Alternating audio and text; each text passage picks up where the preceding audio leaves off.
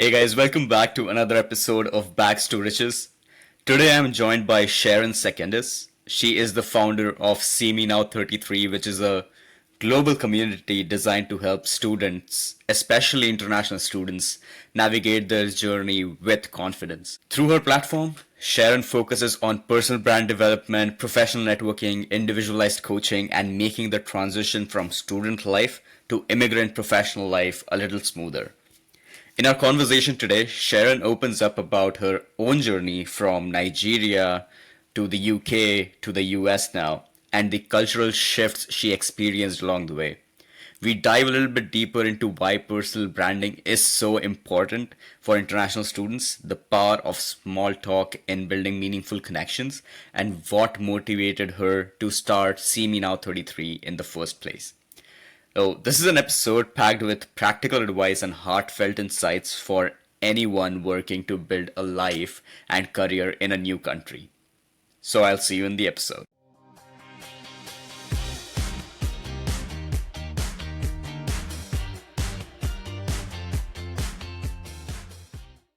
Right. Good evening, Sharon. How are you doing? I'm doing wonderful. How are you? It's lovely to be here with you.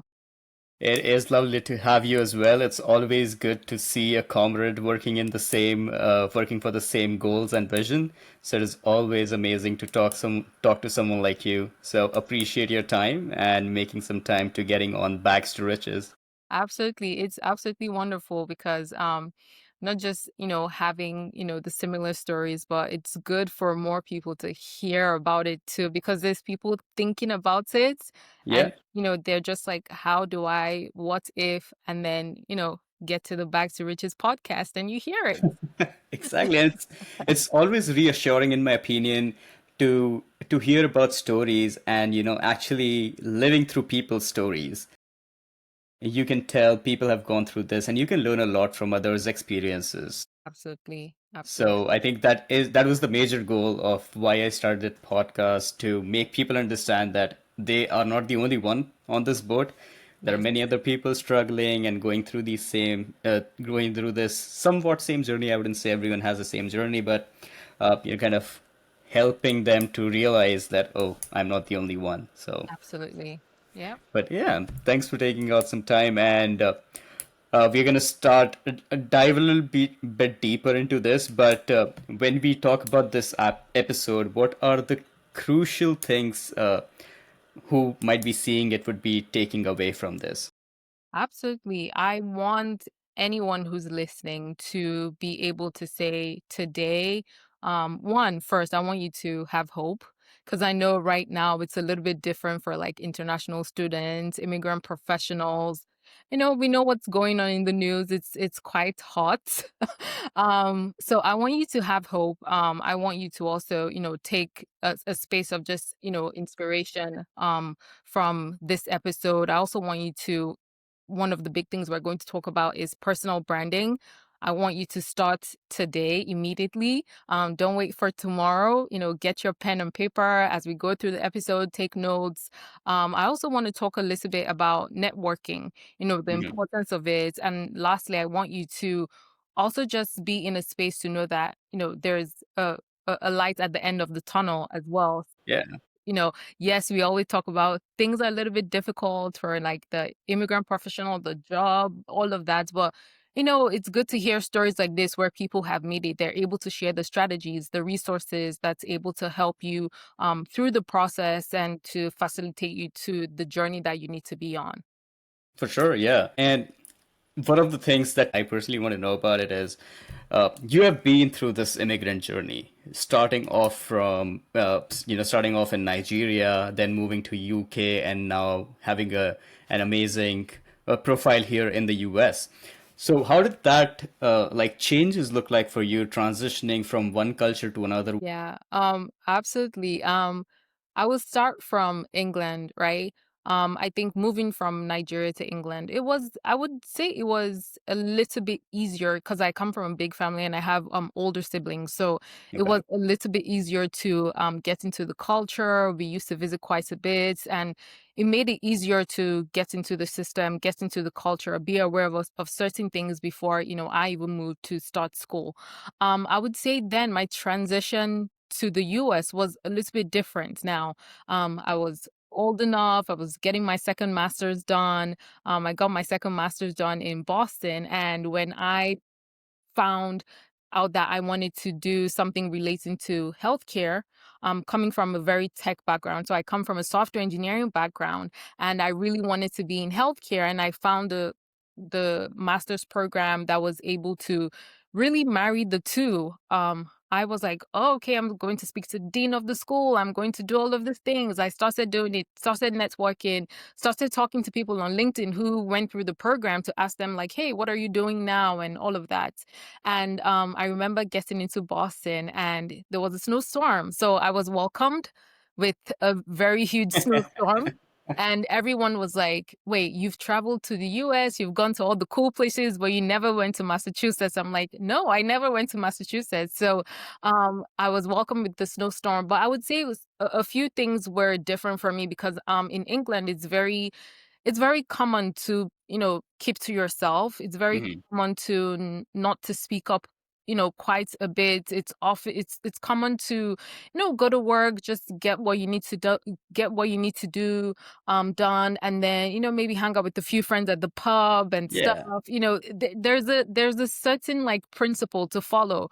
But here it's a little bit different. The more you talk, that's how you get what you want. So I Right. had to learn small talk. I've seen you post about it. Small talk, small talk, small talk.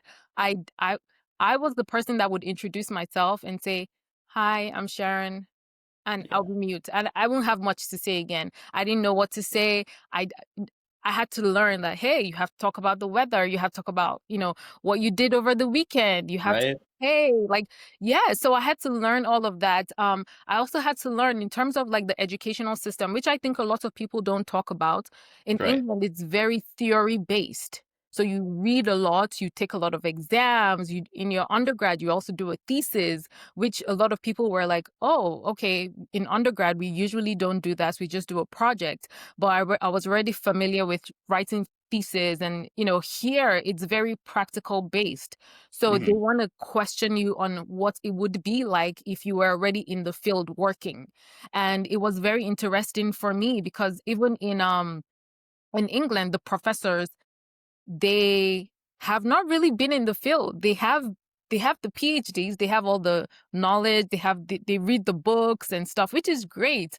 But in the practical field of, so now how are you going to handle the data that comes in from this hospital? Well, it's different, or is this, how are you? So they really analyze that about you. So that was a little bit of twist for me, but Hmm. my journey in England really prepared me for that.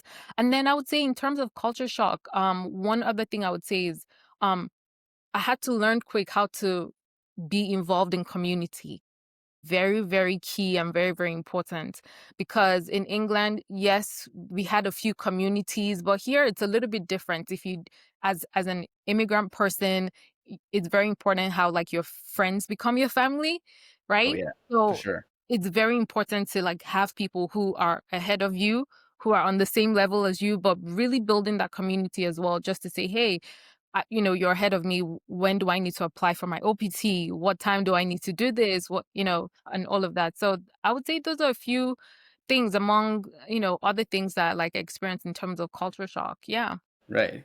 Yeah, I mean, on the front of community, I feel you should be close to your like group and community of people. Let's say, for example, I'm from India, and people who have gone through that immigrant journey would be able to kind of guide me through all the challenges that they have faced so that I do not go on to and do the same things. And I learn from that. And also on the contrary, I feel a lot of people get way too comfortable when they are in that particular community and they do not want to go out of that comfort zone, which I also feel stunts your growth a lot. That's, you know what, that's very interesting you say that, because I believe in the same thing as well. Because I usually advise other international students, and I say if you're from maybe Nigeria or from Kenya or a different, you know, background, have a community, still have your, people from your like country. Maybe you want to relate to them, but Exactly. branch out, like have another friend from a different country, a different walk of life, and and then merge it, right, as you need, Yeah. or as you feel the need to merge it, because sometimes, as you said, it's like, when you're familiar with, how things are done and stuff, and certain people, it makes you want to have a certain path, and then sometimes you shy away from even just engaging in other cultures, or engaging in people that are likely to give you like a different perspective. Correct. Yeah, I mean, and that's the point, right? Because the more you talk to people, the more you learn about the culture, the more doors of opportunities it's gonna open for you. Because now when you're at the next Mixer event, you know what to talk about. You know what's happening in NFL, what's happening in NBA, and things like that. Although when you're restricted to that particular group of people, all you'd be watching, if you're from India, all you'd be watching is cricket, right? Yes, And it's yes, like that's not going to help you build a connection with someone from different culture. So that's why I feel it's very important to branch out, as you said, and broaden your horizons like that. To have one a good conversation with someone, and secondly to be a person who is memorable, right? yes. So it's a perfect segue to personal branding side that we'll be soon talking about in this podcast. So when we talk about this, there are so many things that comes under personal branding. So what according to you does that mean? Okay. Yes. Personal branding is an extension of you, right? Extension of your passion, extension of your goals, extension of where you see yourself going. I'll quickly tell you a few things personal branding is not. So, personal branding is not about you having working for XYZ company and saying, "Hey, I'm XYZ company." No, that's not what it is. Personal branding is not a space for you to not be yourself. Personal branding is not something you do just once, right? Hmm. You do it over and over and over and over and over. So, what are the benefits of personal branding? It opens you up for opportunities. It puts you in a place of visibility, which we will get to talk about when we talk about networking. It's very important for you to be in a space for positioning and visibility, right? Because even if you get the applications out there, you still need to be visible. You still need to put yourself in a place of position, and that's where we really now network, right? So personal branding, it opens you to opportunities, puts you in a place of visibility, positioning. It also makes the people that are attracted to your goals, your passion, come look for you, Hmm. right? So I'll paint a quick example here. So when I was an international student, and I would, do a few networking things on LinkedIn. So ask for like coffee hours and, virtual coffee hours, and just to talk to people, just to see like, hey, what are you, I saw your role and I thought it was interesting. Can you tell me like what you actually do at work? Right. Cause I want to know, cause I'm interested in this kind of role in the future. So I would do that. And then one of the things they would ask is, okay, so introduce yourself. And I started getting to a space where I would say, "Hi, my name is Sharon. I'm a master's student at UMass." And after that, I didn't have much to say, right? I would ask them so many questions about the job, but I wasn't actually building like a relationship. It didn't help me to facilitate a relationship with the person, and they just knew me as the student that asked me a lot of questions about my job, and that was it. When I started then working on my personal brand, it helped me because then now I could introduce myself, my authentic self, and I could really explain to the person. They could leave the conversation and say, "Hey, she's really passionate about healthcare data." And one of the things that happened to me, you know, while I was still learning this, I remember a lady just talking to her and just saying, "Hey, I'm really passionate about healthcare data. This is what I want to do in the future. This is where I really see myself, like, working with different sets of data." She left the conversation. 2 days after, she messages me on LinkedIn. We connect on LinkedIn. I send a message back to her just saying hi, reintroducing myself that we met at this event. And she's like, I saw this event and I thought about what you said about liking healthcare data. Here you go. Here's the link to register for the event. The event is about 1,000 to get into, but I have a link code for you. Put in this code and it's gonna zero out everything. Oh, And wow. you're gonna love this event. So hopefully you attend. So when I say personal branding, it opens you to opportunities, positioning, and visibility. And the people that are, on the same goal as you, that need to be inspired, that are, in the same path, or know someone who knows someone, they start coming to you. Yep, for sure. And one of the things that really stood out to me when you said that when you're doing a virtual coffee chat, and I think you learn from your mistakes eventually. Because coming in fresh, you really want to just ask a lot of questions. You don't really know what you want to do. Mm-hmm, mm-hmm. But being purposeful in Yes. your outreach is really important. Yeah. If you're just reaching out to a person just to reach out and ask for a referral, it's not going to work out. You really need to, let's say, for example, I am in cell therapy industry right now, and I am interested in the product development department, right? So I need to be purposeful with my approach whenever I'm reaching out to a person. It's not like you're just gonna reach out to them one day, ask for a referral, and that's gonna help you. And I think networking is also not about referrals Yes. in the first place. When you start out, it's about building relationship, building a rapport, Yes. and eventually when that, and not every opportunity is for you either. So all you're doing is you are also asking the questions that aligns with your own goals. So being self-aware is another point Yes. that people need to realize, that it's not just like networking for fun. Actually, I don't think that's the case. You Yes. really need to know what you're doing. You need to have a direction. Yes. Yes. And that's where I feel I have struggled a lot. And now that I know where I want to go, Yes. now the networking calls that I do, it is so much more fulfilling. Yes. That's Because wonderful. yeah, because I can talk about the things that I want, and the other person can tell me what you can do. Yeah. So it's not just a one-way street, but they're also learning from your journey in a Yeah. way. Yes, that's absolutely wonderful to hear, because a lot of people just feel like when you network, you just go in and say, this person can get me a job. Yeah, They have exactly. that mindset, or they can get me something I need. But people forget that no, we need to connect first as humans on a very basic level.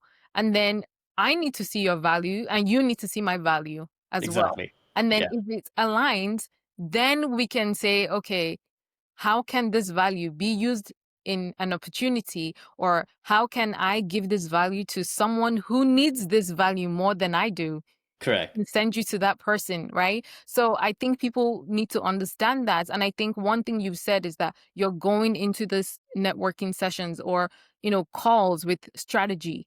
That's the key thing that's needed. Going into this calls with strategy. I have this terminology. I use tiara terminology. Getting with trends, like discuss trends, like, hey, if we align in the same field, talk about the trends in the news. If you don't know, go on Google, go on LinkedIn. There's so much that's happening. There's so much people are writing about in terms of trends. Going to like resources, going to like, identify the value that you can bring, ask questions as well, and meaningful questions as well, that really leaves you memorable. So don't just ask questions like, are you guys still looking for someone who's going to fill role XYZ? The person is literally going to be like, you could have checked the websites. We didn't need to have a call for that. So you really need to go in with the strategy and, give advice, and you want them to see your value, and you not just pushing like, oh, I need a role, I need a role. You need to show like, hey, I've done this project that your company did. So that's amazing. This is what I found out. This is that. This is sometimes what I do as well is like, since I see the value, I also say, hey, I think you should talk to Mr. John Doe or something. Yeah, You guys would really connect. Right. No, a lot of people, I find that a lot of people do that, and I do that as well. And I say, hey, I know someone who's also a kind of engineer you are. I think it would be perfect if you guys got together and had a conversation. It would be magical. So I think it's really great to like, that you're doing that. And I think Yeah. it's always great to like reinvent your strategy just, as you're going into networking, depending if it's in person, online, coffee chats and stuff like that. Yeah. Yeah, for sure. I mean, this also reminds me of one of the instances that happened recently. I was at a conference and a panel was talking about cell and gene therapy and how it's going to change with regards to regulations and things like that. And I remember I was too shy to ask a question in the crowd of like 200 people. But what I did was I made sure I have contact number or the email ID of one of the speakers that really intrigued me and the points that they had.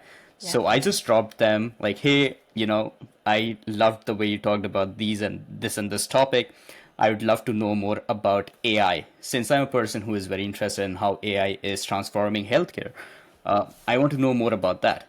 Now that person came back to me as like, I'm happy to shed some light on that, but I can also connect you to a better person who is actually working in AI healthcare workspace.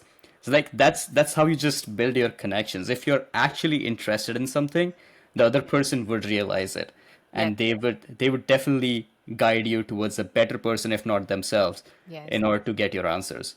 Absolutely. That resonates so much with me when you said that. Yes. And so one of the reasons is also I feel people do the referral thing, is to get on a call and ask for a job, is because I think they start out too late. Because like now you're graduating, now you need a job. Now is not the time to build those connections or network. And because of that sudden urgency, like, oh, I'm gonna graduate, I need a job, that's when people start thinking about networking. Yeah. What is your take on that? That's something I think a lot of people like us, we if you don't get around the right people, if you're not intentional, like right, about your journey here, you would be doing that, right? So for me, for example, I was very intentional with, getting the internships, starting the job search process ahead and all of that. Mm-hmm. So I'll say this. If you're a student and you're listening right now, start working on your personal brand. Even if you're week one as a student, start working on your personal brand, right? Because that's going to help you when you get to the job process, right? If you wait, which most people do, oh, now I've graduated, I don't know where in the African culture, they tell us like, go to school, like literally read your books. Don't do anything else. Read your Yeah. books till you graduate, right? Don't do that. Read your books. Yes, read your books, but you also need to put yourself in a space where you're connecting with people, where you're connecting with people who already are working, right? So if you wait till the end to start looking for jobs, your chances drop drastically. I'm not saying you can't get a job, you can, but your chances drop drastically, and then you'll be forced to take whatever job. You'll be forced to get into people's DMs on LinkedIn and just ask for referrals randomly without even wanting to ask them, hey, how are you doing, right? So you need to start putting yourself in the space of personal branding from now, because your personal brand is also going to help you attract the companies to come to you. So I'll give an example. Get your personal brand, start working as an international student. You're putting things out there, you're putting projects out there, you have your resume, you're going to some career events, you're going to career fairs, you're joining professional societies and networking. In these events, you're learning how to introduce yourself. You're putting it out there that I'm a student of this is when I'm graduating, this is what I'm interested in, this is what I'm this. People are beginning to know now that, oh, okay, if Jane Smith graduates in 2025, they're likely to be looking for a job. I already saw their post on this project they've been working on. I think they'll be very valuable on this team at my company, right? Mm-hmm. So they start looking, they start putting themselves out there. They want to follow you. They want to, see how your journey is going. So if you build your personal brand gradually to that point and still, it's not just a one time thing again, make sure you put yourself out there. It would be strategic for Hmm. you to put yourself out there and for people to reach out to you as well than waiting till the end. You want to build your personal brand and now say, oh, now I really want to work as a software engineer. I'm now going to start looking for the job. You may get it, but Yeah, like it makes sense for you to have a track record of something for people to reflect on or to know or to see your value. So don't wait till the end. I know there's beautiful tools you can use that makes it a little bit easier now for international students or immigrant professionals to look for the jobs that, go into the sponsorships and stuff. It's great, but you also need strategy, and that strategy is not when you graduate. It's way before you graduate. yeah. Yeah. And that's actually perfect that you have said. It made so much sense to me. Because, so one of the reasons I started like posting stuff on LinkedIn is something that I was really passionate about. And I started way back in, I think it was 2016 or something when I was an undergraduate.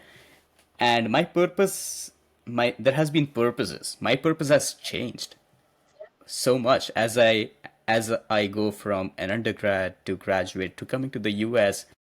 There are so many things I want to learn. What are you going to tell to people who are confused like me and starting out, just trying to post things? And what we tell is just not about, I guess it's just not about posting things. It's something more. Yes. So I would say this, right? Start with this. First of all, take an audit, right?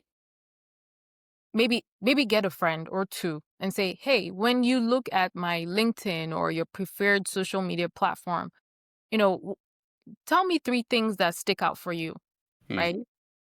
If they're telling you a little bit different, way different than what you want people to be knowing about you, then it's time to do some reflection and say, okay, what are my strengths? What are my weaknesses? What's my passion?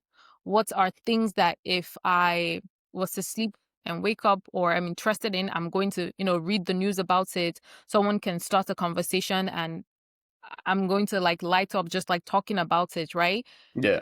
Those are the things that you want to start posting about. Now, as you said, different purposes, right? For example, like a undergraduate student may not have like a full idea and say, okay, I'm very specialized in software engineering and only want to do Python programming at this place, right? You may not have that, and that's okay. But you have the passion of just like wanting to learn about maybe natural processing languages and stuff, natural language processing, all of that. So what you can do is start with your projects. You have a school project, you can start putting it out there. Oh, I recently talked to my professor and we have a project in blah blah blah and seeing how AI affects the market of selling in the grocery stores, right? I'm analyzing this data. What did I find? You put Hmm. some screenshots of your, analysis of your data, or, what are some key textbooks you're using, or what are some YouTube videos that you found useful that talked about this, or even some news articles. It starts literally like that. If you're someone who's passionate about photography, let's take it, in a very basic term. You're passionate about photography, you post, oh, I'm passionate about photography, or you take a few pictures and say, oh, this was when I went to this place. I'm really interested in scenic views and stuff. And then you go comment. Look for the people that photographers do. Comment on their pictures, like their things. Say, give words of inspiration or tell them how their article or their pictures made you feel. Look for societies or groups on LinkedIn. That's one that people really sleep on. The groups on LinkedIn, you're looking for photographers, you want to get involved with them, get into the groups, ask to join and stuff. So these are a few things you can start to post articles, and then be consistent. If it's 2 times a week, that's okay. If it's 2 times a week and maybe you spend like maybe an extra day just like, going into people's uh comments, reading, what they've posted, liking it and things, do that. So I would say this: at the end of the day, when I look at your LinkedIn, I want to see, one, if you're professional in that manner, I want to see an extension of your resume. Give me a picture, give me a banner, Give me an about. I want to quickly see a few things and just know, oh, this person is passionate about being a data scientist. This person is passionate about sales. This person is passionate about networking or whatever it is. I want to be able to see that immediately I get to the top of your page, right? So post, clean up your LinkedIn, take an audit, really ask yourself what are the things you're passionate about. And it's so interesting once you start doing that, people will start looking for you. People will start getting into your LinkedIn DMs, people will start Yeah. commenting, people will start inviting you to things that, that are in line with the things you're passionate about. And another thing I would say is you may be thinking like, oh, but there's the projects are gonna come eventually in school, right? You're gonna wait till the fall semester. You can actually go and just talk about trends in the thing you're passionate about, right? You can just go and post about, oh, I'm seeing a trend in AI concerning blah, blah, blah. Make a Hmm. post about it. Oh, I recently saw this article. Make a post about it. Yeah. Read it, give your opinions too. Don't just read it and just say, "Oh, this is the summary of it." That's great. Anybody can do that, right? Yeah. Give your opinions. People want to see the authentic you and really know that you've gone in, you read it, and you have some strong opinions that people want to hear. That's what I would say. Yeah, for sure. And I'm just trying to soak everything in because there were so many good points in this monologue that you had. Because it is very important to build your personal brand, know what you're passionate about, and also being consistent with it.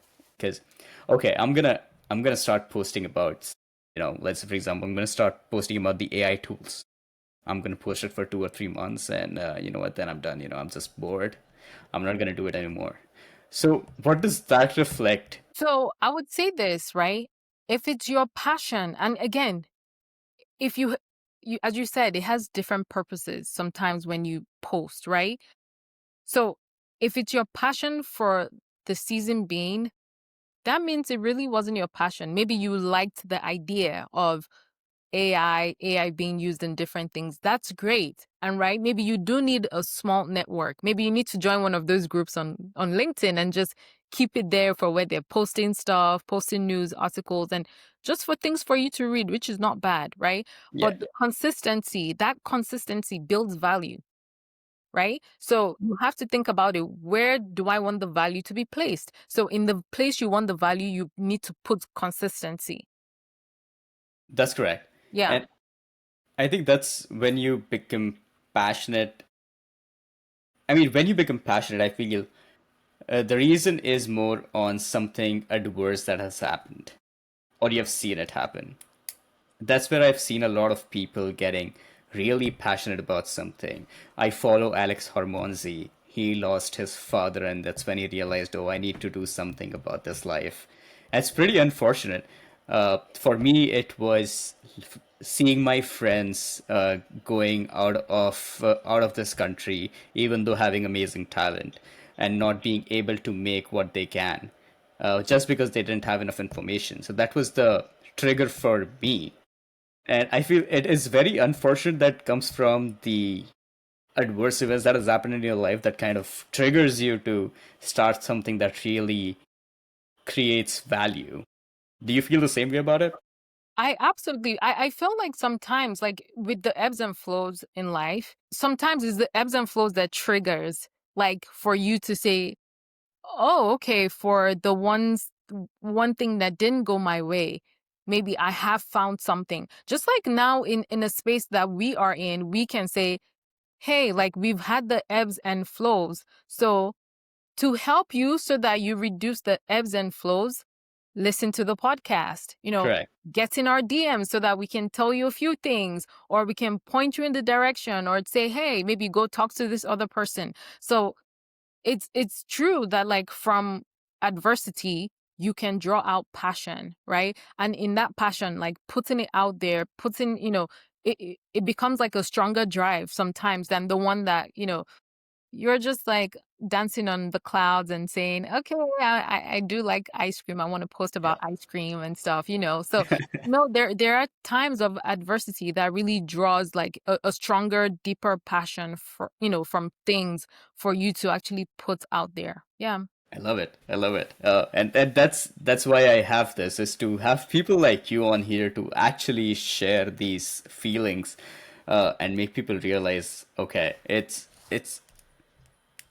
easy to start something, but it's very difficult to consistently keep doing it. But it becomes easier if you're passionate about it. Yes. It really does. And I think and sometimes you lose passion, right? Sometimes you lose passion or maybe not really lose, but like it reduces and in certain seasons it's very heightened and stuff. Just like sometimes I really, really appreciate it when like the students get in my DMs and stuff and they're like, "Hey, I need some advice on this and stuff." And I'm like, "Hey, I want to talk to all of you. I cannot, but like if I can just like send a message back with a lot of information, I will do that, right? And Right. then there's some times when I really want to focus, since I'm still like a healthcare technology person, I want to focus on that and stuff. But I'm like, hey, I know this is like a different, this is like the H1B season. I want the people out there to make sure like they get it, to hear the different options if you're not going down the H1B route or like, yeah, so like sometimes it's like, there's ebbs and flows for like the passion, but it's still going to be there. So sometimes you also have to, again, put yourself in the community because sometimes you need to draw the inspiration too Right. in the times when the passion is low.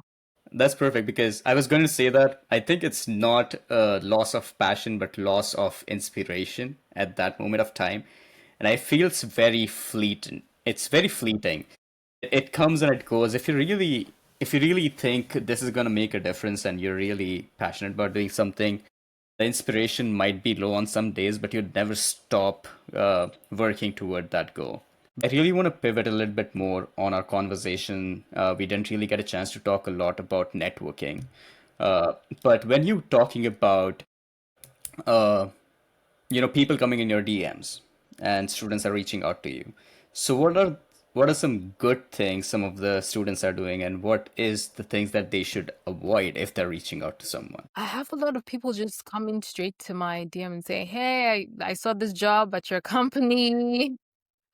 Get me a referral and stuff and all of that. And sometimes I do respond and say, hey, I would love to see your CV or can we have a chat or something? And please don't do that. Please do not, because not everyone would be as nice as me. Because some people would simply just ignore and stuff like that. But I would say the people that really, really stand out is the people that actually take the time when they connect with me, they send me a message, say hello, how are you doing? And they take time to say, hey, I would love to set up a virtual chat with you. I see you're working at XYZ company and I had a few questions, right? Right. Stands out for me, right? And they also put something that connects, right? Maybe it's like, oh, I see you studied health informatics. I see this, I see you posted about this. They make a reference to something that's really like, oh, okay, this person is watching, they're listening, not just coming in randomly and just like wanting me to do something for them, right? Hmm. So whenever you go into someone's DMs or messages to network with them, going with intention, going like as someone who's been watching them, right? Hmm. That knows a little bit about them, that is able to say, hey, I saw this post you did concerning this, blah, blah, blah. I had thoughts about it. Hey, do you mind if we had like a 30 minutes virtual chat? I want to like talk to you about and Yeah, stuff, right? it's That perfect. that's the process to like that. I usually embrace that when a lot of students like gets into my DMs. I embrace it and I'm saying, hey, I want to talk to you. Can we go through your resume? Can we see what it looks like? And then I'm like, okay, when you do the resume, come back. Let's do an interview prep. Let's see how ready you are for the job. Yeah, yeah, for sure. And Yeah. I think the personalized messages are the best because also make the other people or the other person feel important. And that is what I do usually when I reach out to someone. I would say, hey, I'm Janish, a small introduction of who I am, what I do in the industry. And the next sentence I use is, I know you have been in this for a long time. You have an amazing experience of what you do. I need to learn about so and so. can we set up a 30 minutes call because I think I can gain a lot of insights from you. So at this point, you're keeping that person on a pedestal. You know you're gonna learn from them, and they would appreciate that because they have much more experience than you do. So I feel that technique really works a lot Yes. when you particularly do like a cold reach out to anyone over LinkedIn or email. So I found that very effective. Do you have any other, maybe template that you use in order to reel people in when you reach out to them? Yeah, absolutely. So I do a little bit of research about them, right? Research the company, research, where they've been recently, if there's someone who they go give talks, speak on panels, or they're in healthcare, or, the company is doing something amazing. I usually just like take that, take the trend that I'm Hmm. seeing, and I send a message, say, "Hey, how are you doing? I recently saw this. It was intriguing that you were at this place to speak, and blah blah blah." And I give my opinion on something, right? I don't just say, I heard you spoke there or something. I say, "Hey, it was very Yeah. interesting to watch you give a talk about, how healthcare technology is changing. I absolutely think it's changing in a way, and I also think data is something that's going to be powerful." I give a little line about, where I see them or their company or something.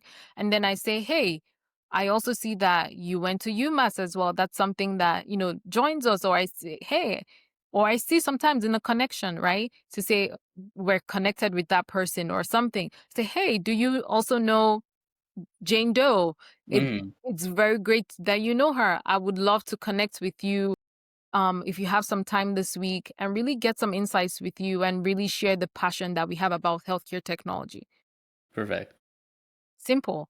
I send it to them. Most times I'm thinking like, oh, this person is like a CEO. They're not going to respond. They're very busy and stuff. And they're like, "Hey, that's amazing that you actually caught that and stuff. Let's actually chat. How do you know this person?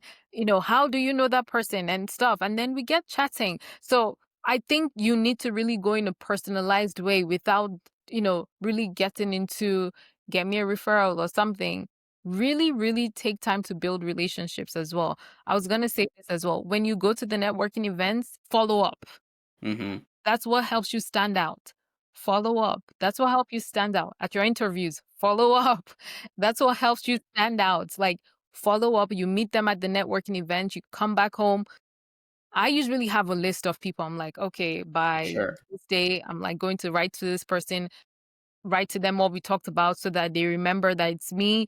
I write to that person and say, hey, the ones that really stand out to me, I'm like, hey, let's have a call to follow up. Let's keep this conversation going. And, I I want you to see my value, your value. If there's another networking event that I feel would be useful to you, I send it to you, right? Exactly. It change the value without it being very like, "Oh, I'm just going to tell you about this and stuff." Yeah. Right. And, and one of the reasons that you also actively listen to whatever they're saying is so that you can maintain that relationship. As you said, you need to listen to them and also kind of memorize, not memorize, but like actually understand whatever they're saying so that whenever you send them an email saying, hey, it was fun talking to you, we talked about this, uh, I loved your opinions on that, maybe we should grab a cup of coffee later sometimes. Absolutely. Or also when you're meeting the same person in the next event, you do not want to be like, what did we talk about? It's green. Right? It's like it's so awkward. And for me, I've been in that situation a lot many times because at first when I came in, I started networking is like, oh shit, I do know this person. It's gonna be awkward. I don't remember their name. I don't remember what we talked about. I'm gonna blank out. Yeah. And alas, that's how it is. Like Yeah. I blank out, I go to them, it's an awkward conversation. Oh, can you help me with your name again? And then you just don't want to do it. It just doesn't make the person feel very important. Yes. It's gonna make them feel like, oh, he just talked to me about some things and then he just do not remember anything. Yeah. So I feel it's very important that you absorb everything that they're saying, maybe take notes when they're talking with Yeah. their names and everything, and make sure you remember the name. Yes. It, Remembering the name is so important. yes. It's I take notes too. Like I have my little like notepad. Notes are going to help you. I'll give a quick story and come back. When I started interviewing, that's when I knew the power of taking notes because they would s- the recruiters would say all of these things and they would say, "Okay, yeah, speak to the hiring manager." And I'm like asking the questions and they're like, "Didn't the recruiter like tell you at the beginning of the whole interview process?" So take notes and as you said, active listening. So one of the things I like to do with names, right? So if I go somewhere and I'm seeing that there's a lot of people and I need to introduce myself, I'll introduce myself. And sometimes what I do is that I kind of look at what the person is wearing. Like compliments work for people to remember your name. So I'm like, oh, it's nice to meet you, Mr. John, with the nice tie. That's a nice color of a tie, Yeah, right? People would remember that and say, okay, it was Sharon, it was this. Or I usually tell them, hey, Sharon from Africa. Put in your phone, West Africa, Sharon. You know, I tend to give people things just to like help me stand out a little bit. So I would, to help you remember people's names, go with compliments and just say, hey, you had that nice coffee mug that I saw today, Mr. John, Mr. This and stuff. So sometimes it really helps when like you attach like a compliment or something to their name so that you remember and they remember you as well. yeah. I was reading this amazing book by Deborah, The Art of Small Talks. She told very well about the compliments in those, and the three things that she covered was work, material, and behavior. These are the three best things you can compliment anyone on. And they're Yeah. super safe and they also feel very warm. Yes. So, as you said, maybe a mug. And so, maybe when you talk about work, maybe their opinions on something, you acknowledge their opinions, you validate their opinions, and tell them, oh, that's really cool what you said. I'd love to kind of know more about it. Second is materials. The tie, the mug was perfect example. Shoes, whatever Yes. they're wearing that you really like. If you don't like what they're wearing, behavior. You are so kind. I love the way you answer questions. I love the way you articulate your thoughts. Yes. These are the three big categories that she kind of gave in that book and described in that book, Yeah. which opens plethora of things that you can talk about and tell people about, and that's how they will remember you.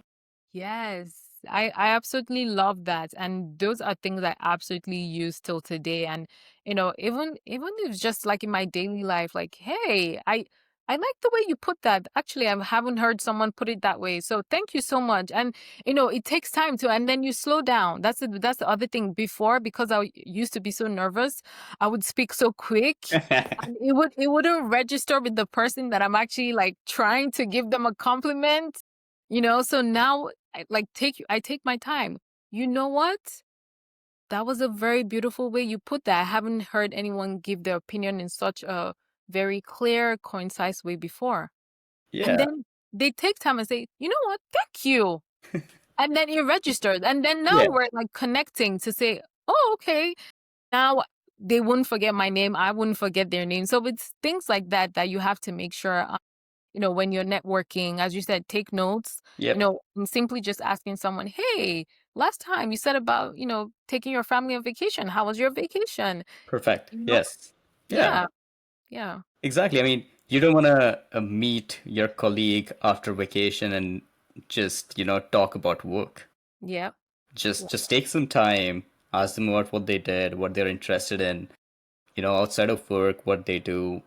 Those are the perfect conversation starters for you to actually build a rapport with the person so that it is going to have a long lasting relationship, which is Yeah. very important. And as you said, talk slow, that showcase your confidence. Yes. It's not just if you're speaking fast, it does tell that you are very anxious about. Yes. And I think that happens a lot with international people because they're so, they always think about their speech and their accents a lot, and which just allows them to be in their own mind and not able to speak clearly and have their thoughts articulate properly. And I still face those issues. I don't say that I'm perfect in any way, but All you can do is work on it every day. Yes. Yeah, absolutely. And it's very important, like, especially if you're in school, talk to a bunch of people. If like talk to your advisors, talk to your professors, talk to different types of students and practice as you said, like there is no it's very and especially since a lot of us speak a different language, Yeah. it's very easy to like twist words and stuff. Like when I moved here initially from England, everyone would ask me my name 2, 3 times. And then I had to like learn like, okay, I have to say Sharon instead of, in England, they'll just say Sharon and that's Sure. it. Yeah. So I had to learn like Sharon, like pronounce it that way Yeah. for them to like not ask me like the third time. So it's like I had to keep talking to people and, meet with like the students, talk to my advisors, talk to my professors, and just make sure like, especially with this small talk, like students may not really get it. A few of them might, but I took time practicing a lot with my advisor. I made sure went to my advisor meetings and just like, talk to her. Like we did interview preps together and things. So as you said, like have the important thing. I said this on a different podcast, but your international student journey is your superpower, right? But I would say this when you speak and you're thinking about yourself, so understand that people find that beautiful. They may not tell you like right up, right? Because you're also representing a different culture that they don't know and they would love to learn to Right. be like own it. Own And it. the Yes. beautiful thing is you get to learn. There's no like stopping of like the learning. You get to keep learning and learning and learning. Yeah. Yep. I think it's just the mindset. If you have a blockage in your mind saying that, oh, you know what, the people won't understand me because I'm from different culture. I think that's one perspective on how you can see it. The other one is, oh, I'm from different culture. They have so much to learn from me, so I can just talk about it and learn from them. So once you shift from the former to latter is where the magic happens. Exactly. And a lot of times those conversations are just, let me tell you, they're so good. Yep. Yep. And they just learn about your culture. You talk about their culture. And just add some humor to it. It's okay. Just Yeah. chat, just talk. Just let your humor come out. Don't be intimidated by someone else's accent or Yep. someone else's story or Yep. whatever they're trying to. If they do not understand you, repeat yourself. That's okay. They Yes. might not understand you, but just repeat yourself the way you did. It's fine. It's fine. No, it's not a big deal. Exactly. I appreciate what you're doing for international students right now on your platform. You named it See Me Now 33. First, I want to Yeah. know what does that mean?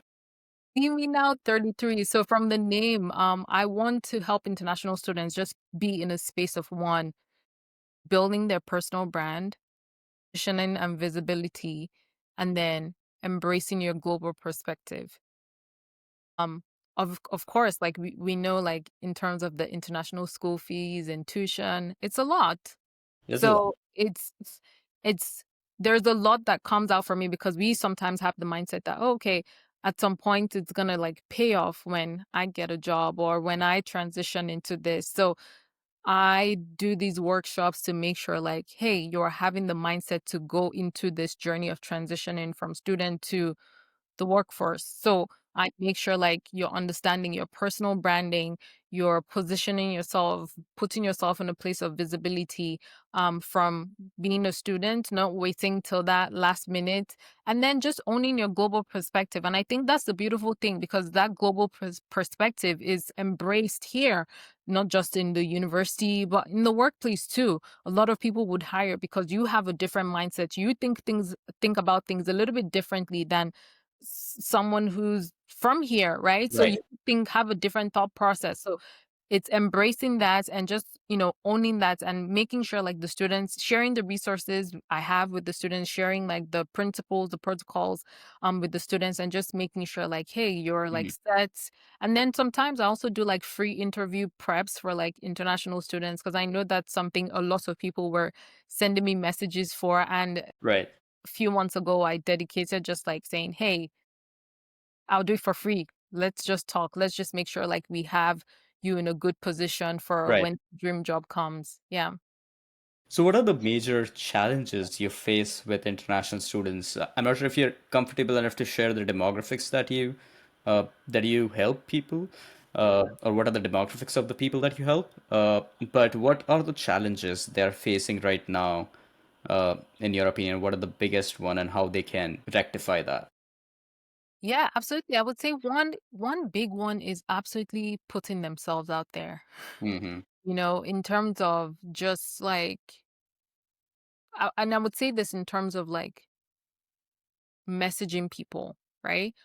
Or I would say this in not just messaging people, but like connecting with people. Let me put Right. it that way, right? So I, I, I would say like, okay, one of them came to me and like, oh, okay, I've seen like a role that I think would be perfect for me. They haven't graduated yet. And I said, okay, that's great. So the next step is to send a message to a few people, right? Make a list of them, Mm-hmm. send a message. I'm going to check in every week. You're going to have at least one coffee chat. And then they're like, I don't know if I what if they don't reply? What if this? What if that? What they have this like, I don't know if I want to reach out. Maybe that's too forward. That's and a lot of them are like, I don't know, I don't know, I don't know. And I keep saying, no, you have to do it. That's where like you do the work and then the people that are meant to respond to you will. And even if they don't respond now, like they will respond in the future. So like Yeah. you still need to do it. So I think a lot of them are just facing that space of like, I don't want to be forward, right? Mm. I want to be forward just yet. I don't feel like I have everything wrapped up, ready to talk to someone who's a professional. And I'm like, no, you cannot shy away from it.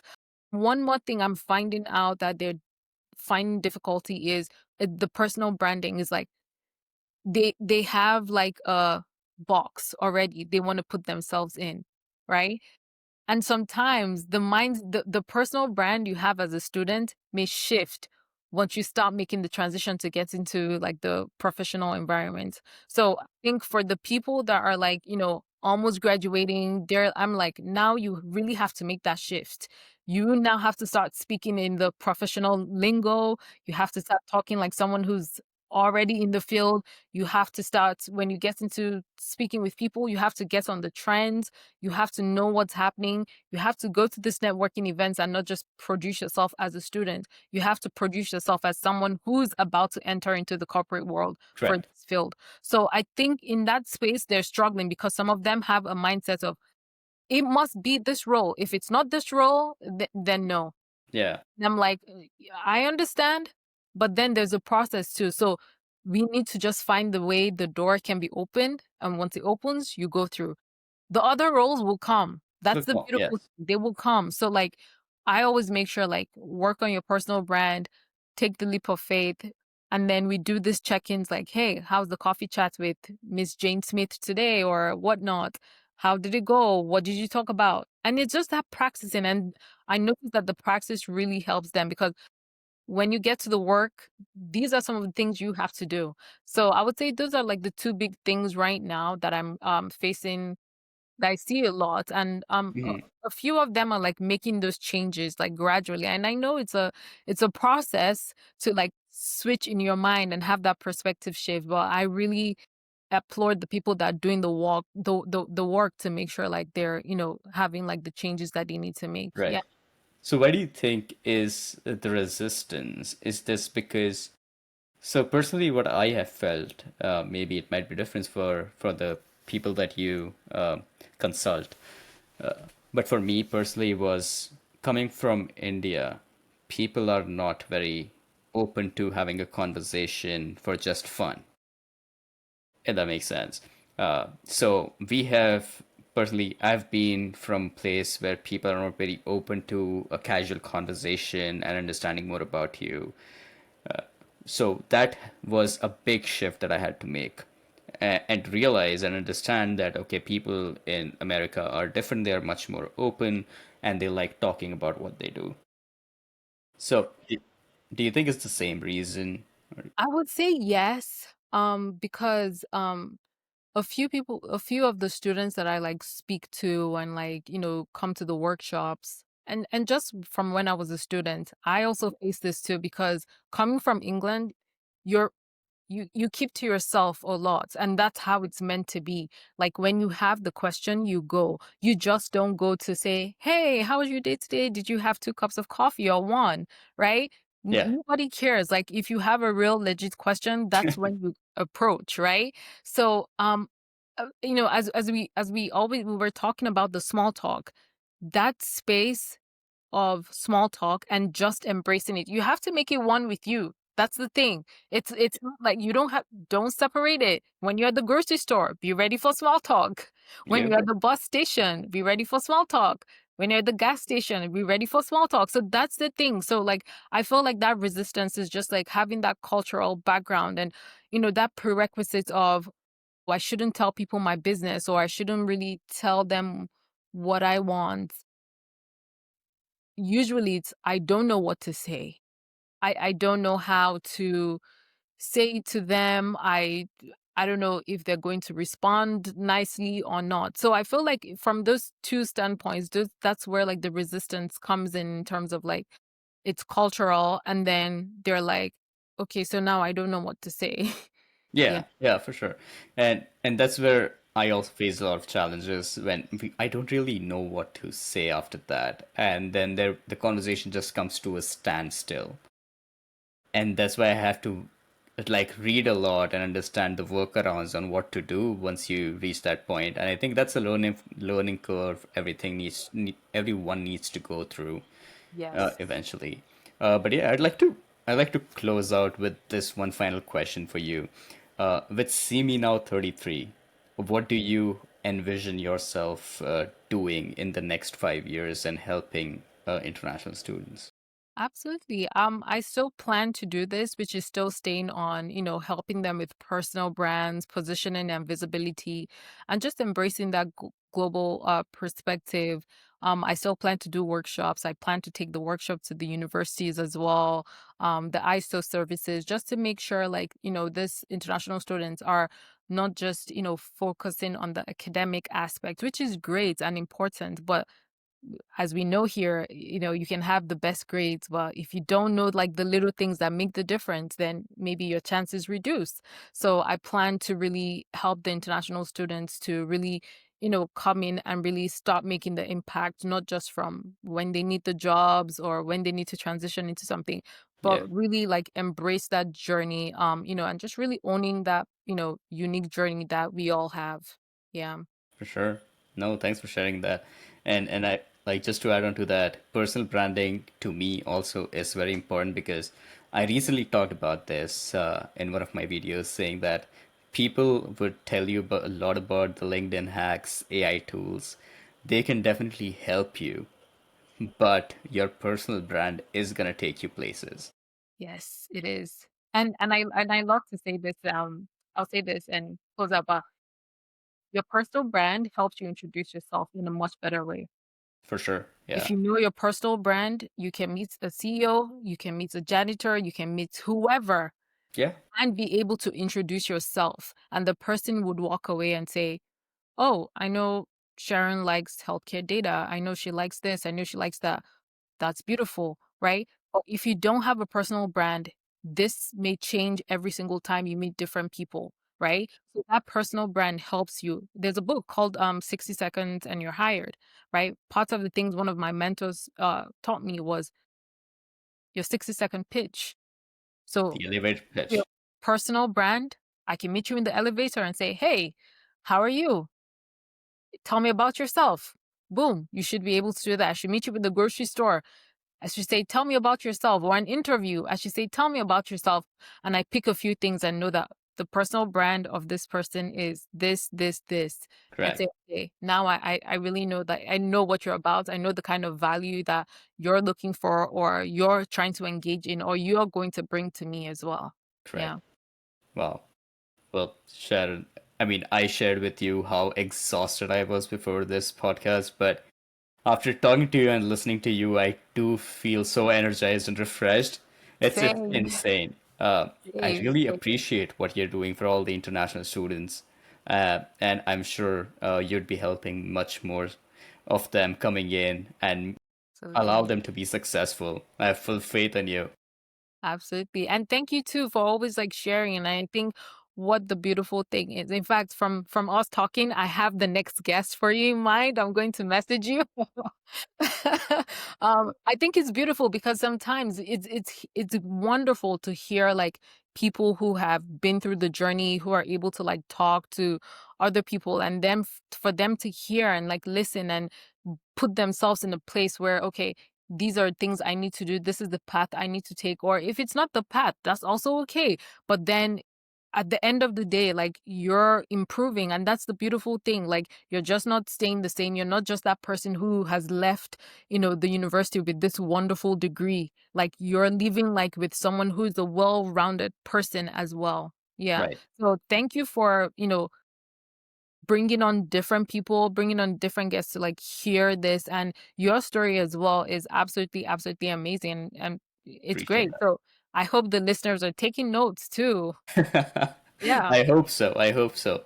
And slowly and steadily, we will grow. So Yeah. hopefully, more and more people get help from this. That's the only objective. So, but yeah, appreciate your time today, and I'm sure we might do another one later down the line with much more resources and much more, stories Absolutely. along the lines of international immigrants. So, Yeah. yeah, thank you so much for your time, Sharon. Thank you again. Awesome. Awesome. Okay.